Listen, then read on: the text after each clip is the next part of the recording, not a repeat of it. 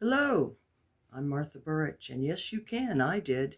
And I'm going to talk to you today about a girl named Addison Tierney, and she did. Addison was 7, and she wrote a book. Addison wrote a book at her age,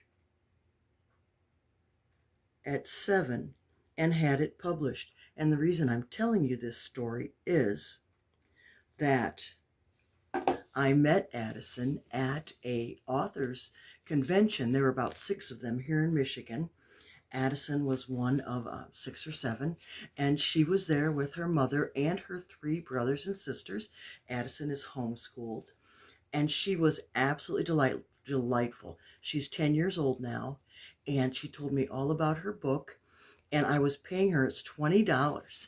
And I was paying her, and I got out one $10 bill, and I set it on the table, and I was in my purse getting the other one out, and she looked at me and she said, "It's $20." What a wonderful little businesswoman.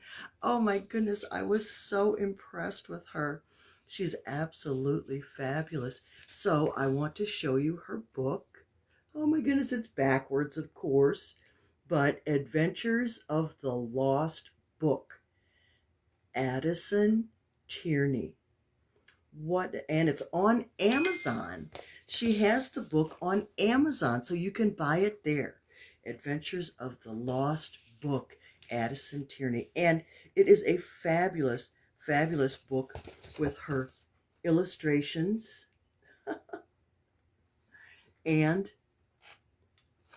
her writing. And let's find out all about the author. This is on the back.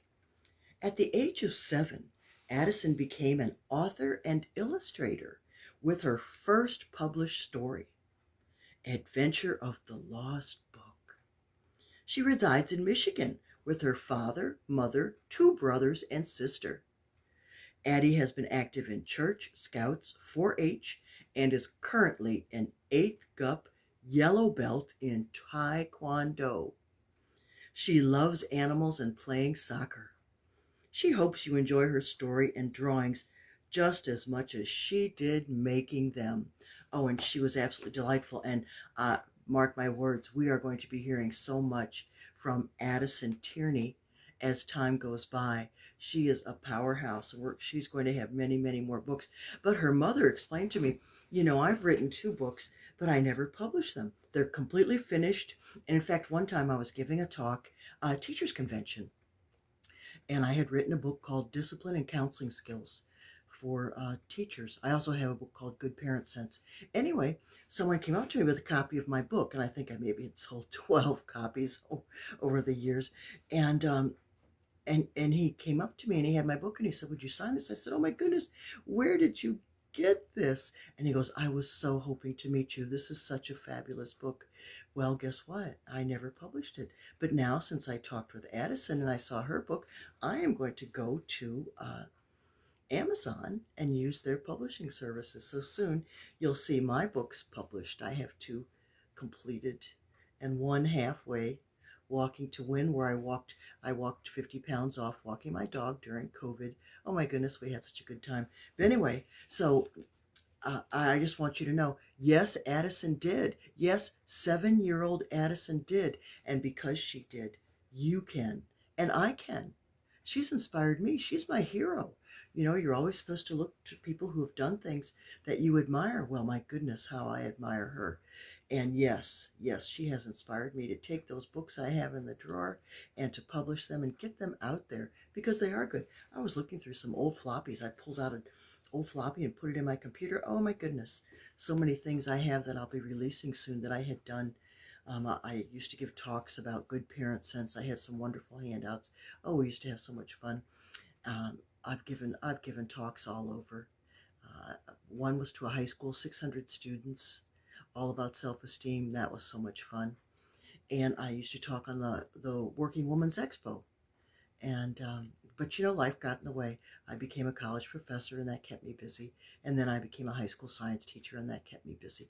So I was thwarted a little bit. But you know what? A dream delayed is not a dream denied. So, and I am an international speaker. People have heard me. I get comments from people all over the world when I do videos. And I also had a show. I had my own show called Healthy Moments at bluewaterhealthyliving.com. And that's still up there. And so, yes, I've had my own show. I've written books. I've done all kinds of cool stuff and had a very, very good life. And I've been very, very happy. And it continues on. I'm still very young and have a whole lot more to do. In fact, I was at the gym today walking backwards.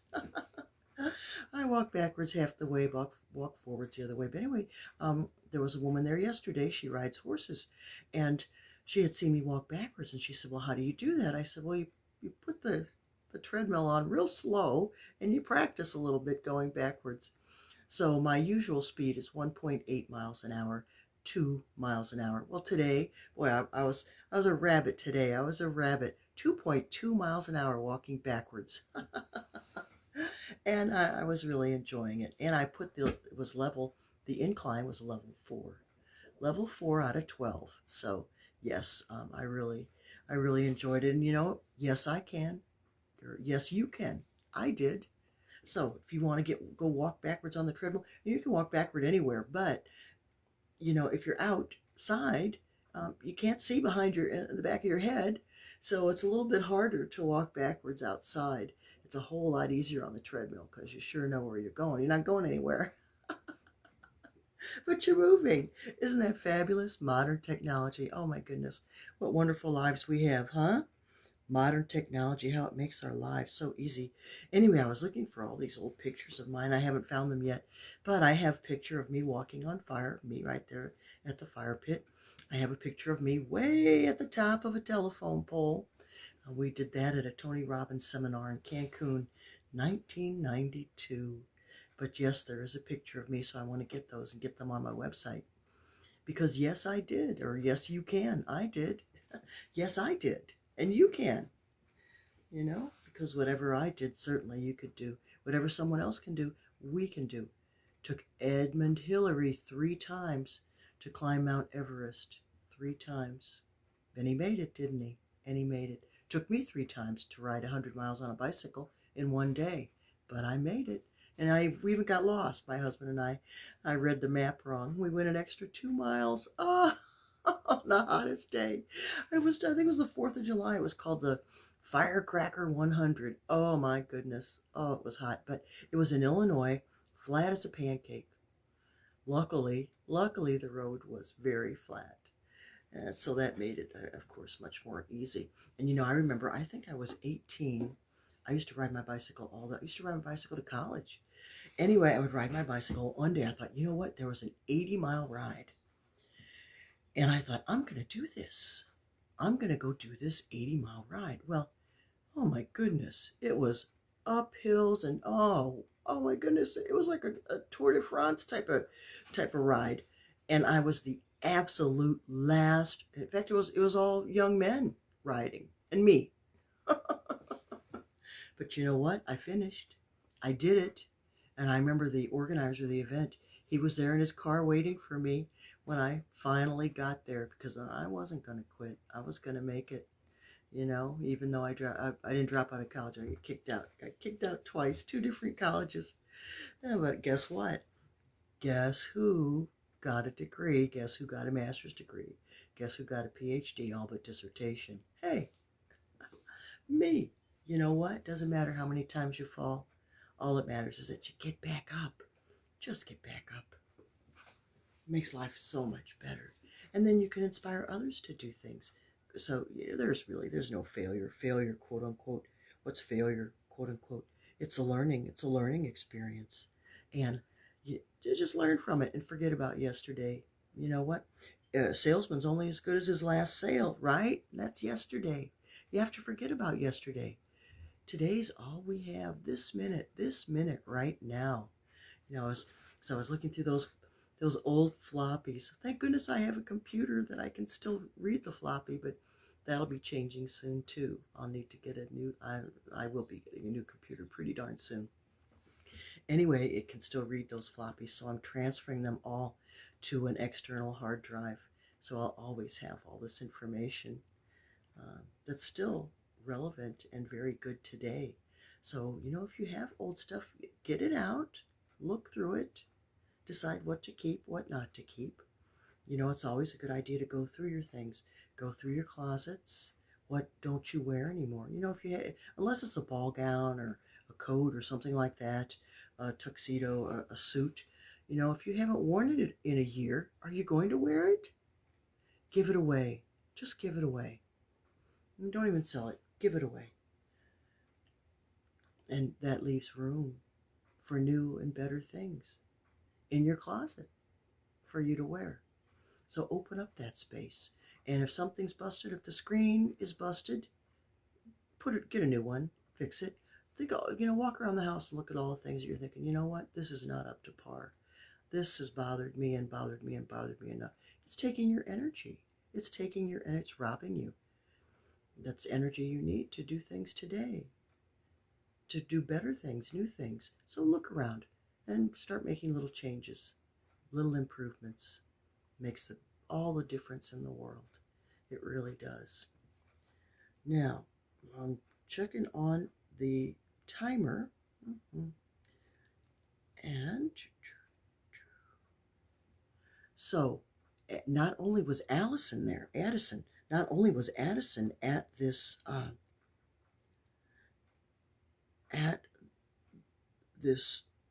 display for authors little convention of authors. There was a woman who wrote a book to God, Conversations with God. I mean, just really interesting people. There was a young man there who works with autistic children. And back in 1974, I used to work at the Judavine Center for Autistic Children. And that was, I was at second year of college. And do you know, back in 1974, autism, 1 out of 10,000 children, doctors, if they wanted to meet an autistic child, had to get on an airplane and fly thousands of miles. The Judavine Center was really, I believe, the only place in the United States for autistic children. And anyway, one day I was with a child and we were finger painting. Okay, so we had there were 2 or 3 children at the table, I guess, 3 or 4, and there were 2 teachers there, me and another, and we were finger painting. And one little boy, he was about 4, wasn't finger painting, and the child had never spoken in his life, never spoken. Well, he wasn't finger painting, so I put my hands on top of his and helped him. Well, he didn't like that, and he said, "Let go." This is a child who's never spoken in his life. And he said, "Let go." Fortunately, they had taught me well, and I had the presence of mind to use Grandma's rule. As soon as you paint by yourself, I'll let go. As soon as I feel you painting by yourself, I'll let go. And guess what? His little hands moved on their own, and I let go. His mother, I still remember, oh my goodness, it was such a monumental day. And it was absolutely, it was just a day to me. I was just helping the child finger paint. And he told me he didn't want any help, let go. And he did it all by himself. And I have a story in the Chicken Soup for the Soul cookbook. And it was a fish, Lord, I need a fish. And I was substitute teaching in, I think, a kindergarten class. And, we're going back. The Chicken Soup for the Soul was published in 1995.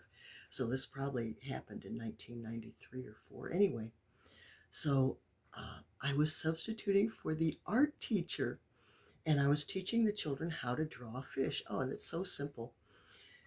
Anyway, so I put on the board, I showed everyone how to draw the fish. It's choop, choop, and then a line. Anyway, one little child, he tried, and he said, I can't draw a fish. And he was just crying his little eyes out. Well, I had a classroom of like 25, and when someone's stuck like that, it's really not good to reinforce them in their misery. I said, well, sweetheart, you just look at how everybody else is doing everything. and I'll come back and check on you later. And then I walked off, and I walked off. And I'll be darned if he didn't come back. I don't know, it couldn't have been 5 minutes later, because he did. He dried his little tears, and he looked around the room, and he looked to see how his little classmates were doing everything. And I guess someone took him under their wing and showed him. And he came to me and he goes, Mrs. Birch, look, look, I drew a fish. I drew a fish. Oh, it was so moving. Don't you relish those times when we do things, when we accomplish something we didn't think we could? Oh my goodness, that day I finished those 80 miles on that bicycle. And there I was all by myself. Oh, those hills. Oh, I remember those hills. Slowly, slowly going up those hills. Oh, and I still remember that 100 miles and how hot it was and how but I made it, didn't I? I made it both times. And that 100 miles, I had tried twice. The first time I was 18, and I guess I wasn't feeling well. And I was at about the 20-mile mark, and I was just going slower and slower. And someone who was riding next to me, he said, you're getting slower and slower. I don't think you can finish this. You're going to need to go home. And I didn't want to give up, but it was getting worse and worse. So luckily, when they have long rides like this, they always have the sag wagons. So they got me and my bicycle in the sag wagon and took me back to my car. And I went home and I went to bed. I think I had a little case of the flu that day. Anyway, but it was all good. It all worked out. And then I tried again another time, and I don't remember what happened. So, but the third time's a charm, So just don't quit. Just don't quit. And be like Addison. Be like Addison and write that book. Paint that painting. Get it out there. Do that thing. And don't let anybody discount you. Oh, that's another thing. A woman was selling a book there, and her husband said, if you can, if you can make this hula hoop go, if you do this hula hoop, we'll give you $5 off the book. And I said, well, I'm going to try to do the hula hoop, but I'm going to pay full price for that book, because Jack Canfield told us 40 years ago. He said, if you appreciate someone's services or their products, what you do is you buy it, and you do not ask for a discount. You pay full price, because that shows respect for the work and the care they took to produce and to put it out there. And when it comes time for you to produce and to you put out there, and for you, when you put something out there, people will pay full price for yours too, and you won't have to deal with that. But anyway, so that was nice. It was interesting. I thought that was a good sales technique, getting people to their booth. It was very interesting. And yes, I bought 2 other books besides Allison's that day, and maybe I'll talk about those on another video. But the main thing that I want to tell you is yes, you can. I did. Yes, you can. Whatever you want to do. And do something today that makes you feel as if you've been productive, whether that's to wash the dishes, sweep, clean the house, make your bed, go outside, garden. Many people love to garden. And when I had raised beds made, and I gardened for a while, and it was a lot of fun. But darn the critters, and we have so many deer out here. The deer would be coming up here just taking over all my good work. In fact, they do now. Sometimes I'll look outside and I'll see the security lights on, and and there's a little deer munching away on our flowers and our greenery out in the back, the front yard. And if it's not the deer, it's the rabbits and the squirrels and all the other little critters. In fact, the other day I saw a family of ducks crossing the road, and the cars all stopped to let them go, which was very nice. I saw a family of skunks. I saw them twice on 2 different days. Oh, it was so cute. But they weren't on the road. Luckily, they were on the side of the road, and a nice big yard. And it just looked like they were having so much fun. And luckily, I was in my car far away from them. But they were beautiful to watch. beautiful to see. It's lovely to see families together, whether they're human families or animal families. Alrighty, well, you know what? I want to remind you, yes, you can. I did. And I will be back tomorrow.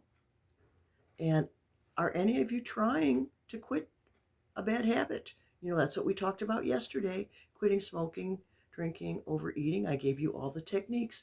So go back and look at my video about how to stop bad habits. I gave you all the techniques. I did that one Friday. I did that one yesterday. All right, well, that's my timer. So thank you so much for being here. Talk to you tomorrow. Bye-bye.